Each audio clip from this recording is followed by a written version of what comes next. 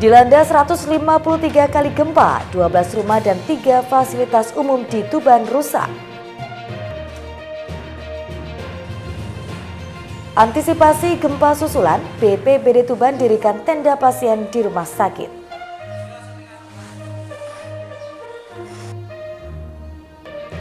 Assalamualaikum warahmatullahi wabarakatuh, pemirsa JTV Bojonegoro. Kembali pakai informasi aktual Sketsa Bengawan hadir dengan serangkaian informasi dari Kabupaten Bojonegoro dan sekitarnya. Bersama saya Insari Tilawah, inilah Sketsa Bengawan untuk Anda.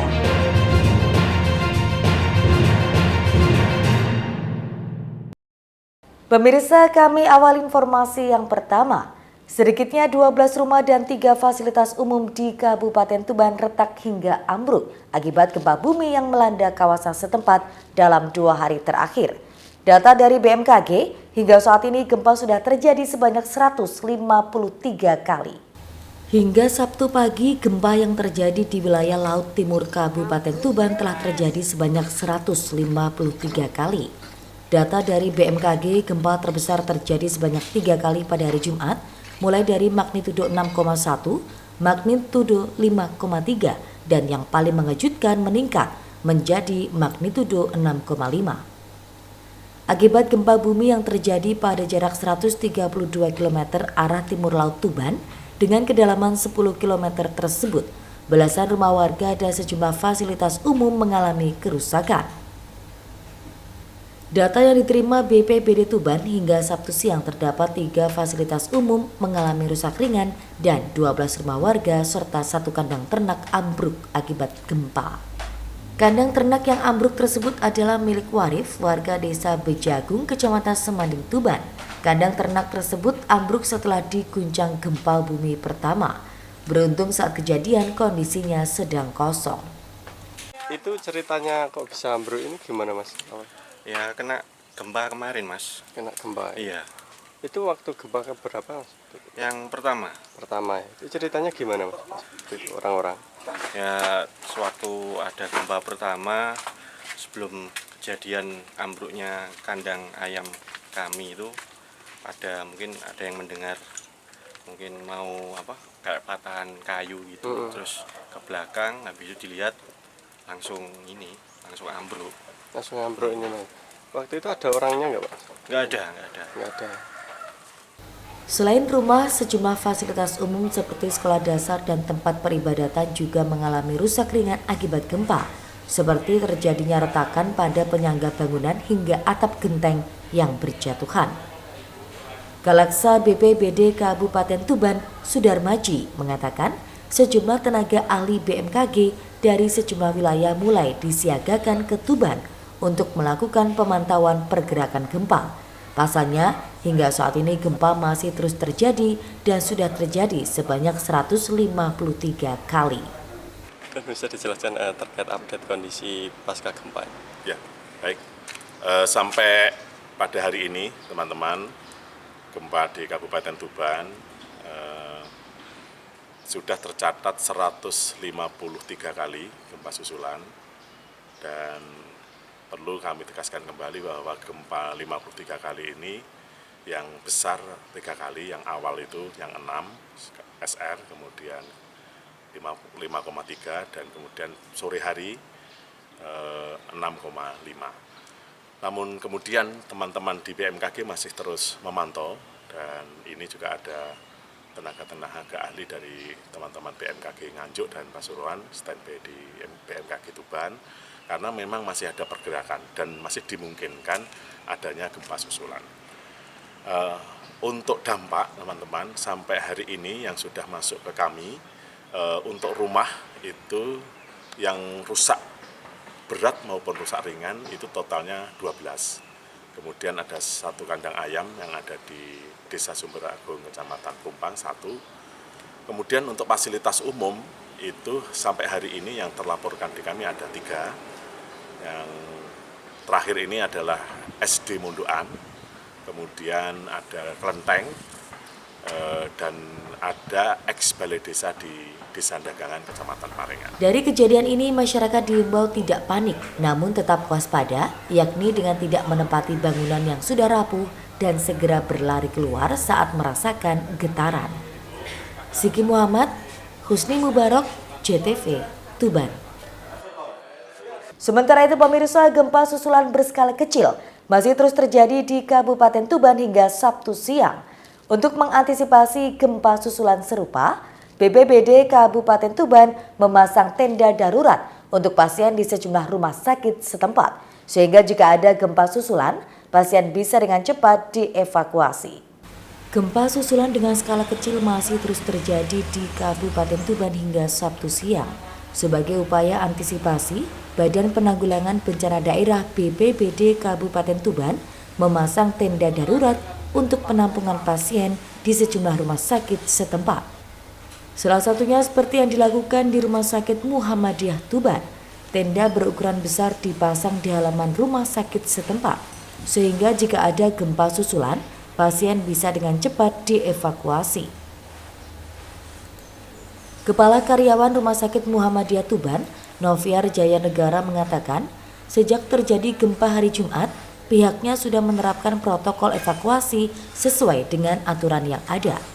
Selain itu, pihaknya juga mengevakuasi pasien dengan penyakit berat ke lantai paling bawah agar bisa dengan mudah dievakuasi saat gempa susulan terjadi.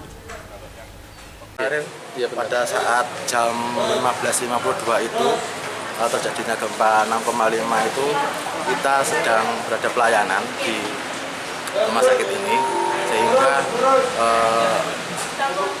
otomatis namanya pasien dengan adanya gempa seperti itu timbulnya kepanikan, sehingga dari protokol dari rumah sakit untuk mitigasi bencananya yaitu mengevakuasi secepatnya untuk berada di bawah di lantai 1 terutama, dan pada saat itu juga kita juga ada tindakan jadi secepatnya untuk mengevakuasi pasien operasi untuk berada di lantai 1 kembali. Lalu pendirian tenda ini tujuannya apa? Tujuan pendirian tenda soalnya kemarin itu kan pasien itu pada panik, sehingga kita inisiatif untuk sesuai dengan arahan dari Ibu Direktur, kalau sementara untuk pembuatan tenda agar pasien-pasien ini terlindungi dan nyaman di rumah sakit ini. Sementara itu sedikitnya 12 rumah dan 3 fasilitas umum di Kabupaten Tuban retak hingga ambruk akibat gempa bumi yang melanda kawasan setempat dalam 2 hari terakhir. Data dari BMKG, hingga saat ini gempa sudah terjadi sebanyak 153 kali. Siki Muhammad, Husni Mubarok, JTV, Tuban. Pemirsa, gempa bumi yang terjadi di Laut Utara Kabupaten Tuban dirasakan oleh warga di berbagai daerah di Pulau Jawa. Di Kabupaten Bojonegoro, pengunjung dan pasien RSUD Sumberjo berhamburan keluar gedung saat terjadi guncangan. Gempa bumi dengan magnitudo 6,1 yang terjadi di Laut Utara Kabupaten Tuban juga dirasakan warga di Kabupaten Bojonegoro pada Jumat siang. Detik-detik para pengunjung Rumah Sakit Umum Daerah RSUD Sumberjo Bojonegoro berhamburan keluar gedung terekam video amatir warga. Mereka lari menyelamatkan diri saat terjadi guncangan. Tak hanya pengunjung, bahkan ada pasien yang juga ikut keluar dan menunggu beberapa menit hingga situasi aman dan kondusif. Salah satu pengunjung RSUD Sumberjo, Fatimatus Zahro 26 tahun mengatakan saat itu dirinya sedang mengantri obat dengan beberapa orang. Namun saat mengantri, tiba-tiba ada yang bergerak sehingga mengakibatkan pusing. Menurutnya saat itu kira-kira getaran tersebut ada 30 detik lebih dan puluhan orang berlari menuju depan rumah sakit. Ada gempa, Mas. Gempa? Iya. Terus para pengunjung gimana? Tadi para pengunjung yang lagi di poli sama di obat itu merasakan kayak ada pusing gitu loh. Jadi semuanya pada turun ke bawah. Banyak juga pasien yang ikut turun ke bawah. Suasana saat itu gimana? Tadi suasananya sangat gaduh karena pada kaget ada lindu. Jadi semuanya pada keluar dan turun ke bawah. Dari data informasi yang dihimpun dari situs resmi BMKG, gempa bumi Tuban memiliki kekuatan 6,1 skala Richter. Adapun titik gempa berada di 132 km timur Laut Tuban atau berada di Laut Jawa dengan kedalaman 10 km. Gempa tersebut terjadi pada tanggal 22 Maret 2024 pukul 11:22:45 waktu Indonesia Barat dan tidak berpotensi tsunami. Samsul Alim, JTV, Bojonegoro. Pemirsa, diduga sopir mengantuk, 2 truk terlibat kecelakaan di Ngawi. Informasi selengkapnya hadir sesaat lagi.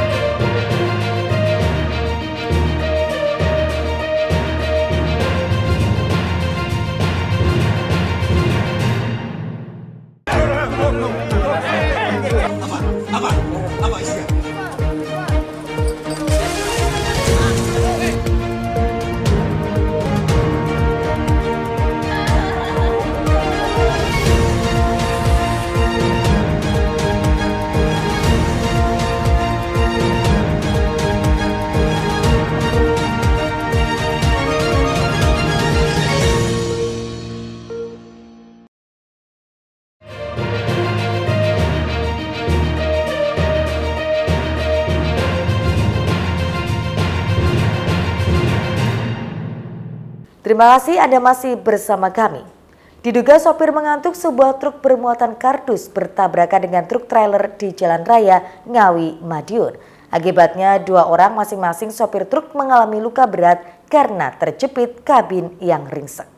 Sopir truk trailer Sutrisno, 53 tahun warga Kaliwining, Kecamatan Rambi Puji, Kabupaten Jember ini terjepit kabin truknya yang ringsek usai bertabrakan dengan truk pengangkut kardus di Jalan Raya Ngawi Madiun, Desa Munggut, Kecamatan Padas, Kabupaten Ngawi, Sabtu pagi. Tim medis dibantu polisi dan warga berupaya mengevakuasi mengeluarkan sopir truk trailer yang terjepit.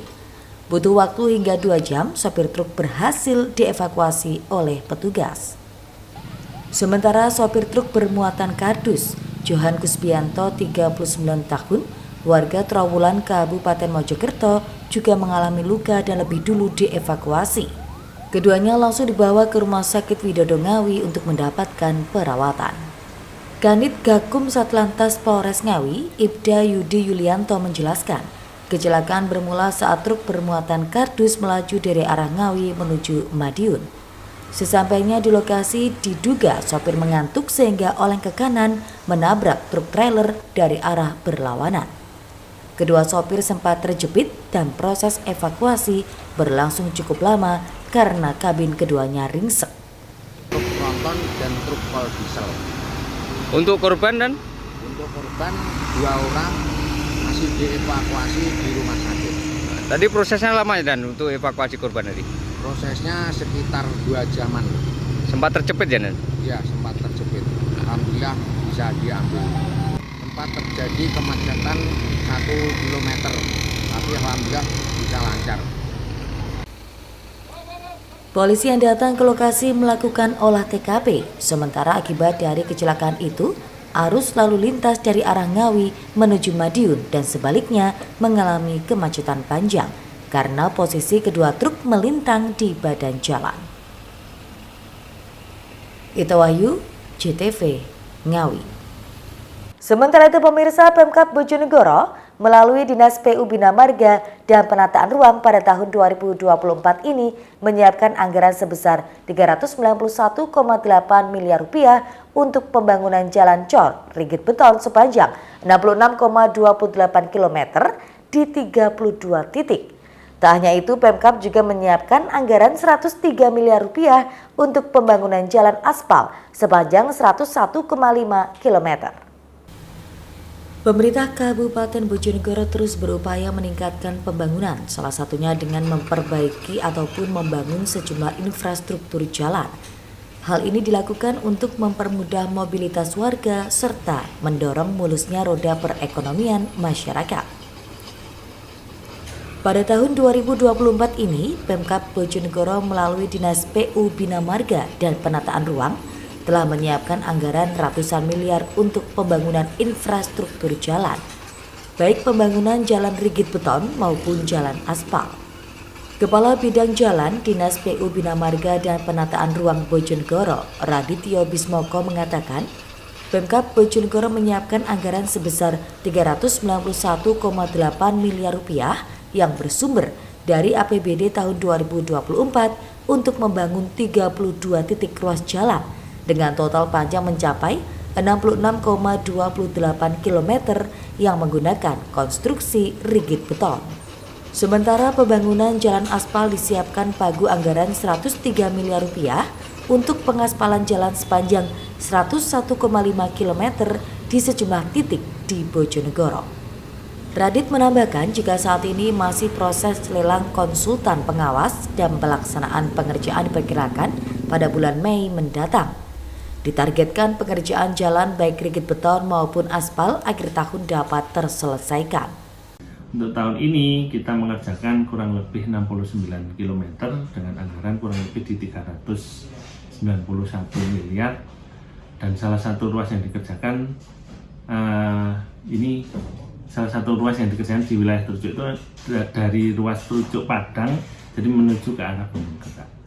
Itu nanti kurang lebih di 2,5 km yang akan dikerjakan di wilayah Trucuk. Anggarannya sendiri berapa? Kalau yang di Trucuk itu kurang lebih saya tidak hafal. Terus untuk pelaksanaannya kapan? Pelaksanaan ini kan kita lagi proses tender yang untuk pengawasan, jadi kurang lebih proses tendernya harapan kami di April nanti sudah bisa dimulai untuk tender untuk pemilihan penyedia jasanya. Jadi harapan kami di bulan April, Mei itu sudah mulai ada pelaksanaan fisik. Pemkab Bojonegoro sendiri pada tahun 2023 telah menyelesaikan pembangunan proyek peningkatan jalan beton dengan total panjang 155 km menggunakan konstruksi rigid beton. Sedangkan jalan aspal sepanjang 66,36 km yang tersebar di sejumlah wilayah kecamatan di Kabupaten Bojonegoro. Edo Jody Aldian, JTV, Bojonegoro. Pemirsa, calon anggota legislatif Dapil 6 Ngawi dari PDI Perjuangan, Tri Supriwardoyo mampu memperoleh suara terbanyak pada pemilu 2024. Tri Supriwardoyo merupakan caleg pendatang baru yang sebelumnya karyawan salah satu BUMN dan memilih mundur untuk ikut kontestasi pemilu legislatif. Tri Supriwardoyo 50 tahun, warga desa Semen, Kecamatan Paron Ngawi berhasil memperoleh suara terbanyak pada pemilu 14 Februari kemarin untuk DPRD Kabupaten Ngawi. Tri Supri merupakan caleg dari Dapil 6 Ngawi yang meliputi Kecamatan Paron dan Kedung Galar.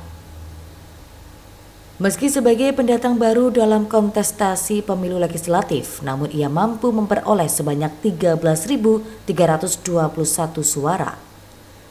Keseriusannya maju dalam pileg tahun ini ditunjukkan dengan memilih mengundurkan diri dari tempat bekerja sebelumnya di salah satu instansi BUMN.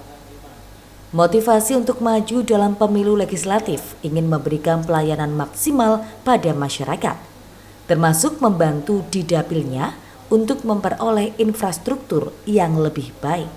Menurut Tri Supri, ia memang selalu optimis dengan support dari keluarga dan dukungan teman. Relawan, ia menargetkan mampu 12.000 suara, namun tidak menyangka malah mampu lebih dari yang ia targetkan. Mas, kalau di PD kemarin nomor urut berapa dari dapil mana? Saya nomor urutnya 8 dari dapil 6, yaitu meliputi Kecamatan Paron dan Kecamatan Kedung Galar. Kalau hasil rekapitulasi kan sudah selesai, Mas. Kemarin dapat suara berapa? Terus jenengan sendiri kan termasuk pendatang baru ini untuk kontestasi itu seperti apa, Mas? Ya, alhamdulillah memang kita sudah lama turun di bawah. Jadi untuk di konstituen, untuk di barisan relawan, juga teman-teman ormas alhamdulillah mendukung saya dan mensupport saya menjadi mereka semua menjadi garda terdepan saya untuk kesuksesan saya. Alhamdulillah perolehan di Dapil 6 ini kita mendapatkan Bainim 13.321 suara. Kemarin sempat menyangka nggak Mas dengan perolehan itu, karena jenengan posisi pendatang baru dan suara terbanyak untuk saat ini? Optimis, jadi saya ada optimis ketika saya untuk perolehan itu dari beberapa relawan, beberapa kader setelah kita berikan pendidikan politik, saya punya keyakinan kalau mendapatkan suara sekitar segitu, Mas. Sementara diketahui untuk saat ini KPU tinggal menunggu surat penetapan dari KPU RI terkait hasil pemilu DPRD Kota Kabupaten yang selanjutnya baru dilakukan pelantikan. Ito Wahyu, JTV, Ngawi. Sketsa Bengawan masih akan kembali dengan informasi menarik lainnya, jadi tetaplah bersama kami.